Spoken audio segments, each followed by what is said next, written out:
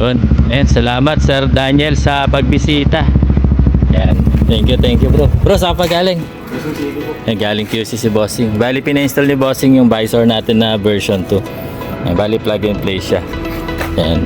Yung sa visor sa likod, pwedeng tanggalin to, pwedeng hindi na. Yan.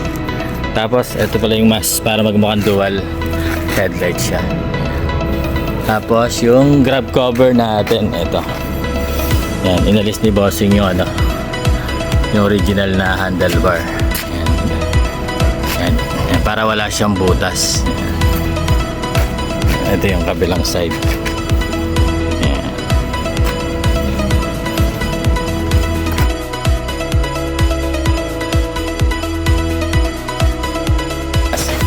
Maraming salamat sa pagbisita.